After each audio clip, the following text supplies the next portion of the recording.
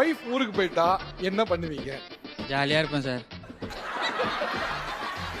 சரி, ஜாலியா இருக்கிறதுல என்னெல்லாம் இருக்கும்? என்னெல்லாம் அடக்கம்? என்னெல்லாம் அடக்கம்னு சொல்லிட்டா திருப்பி ஜாலியாக இருக்க முடியாது சார்.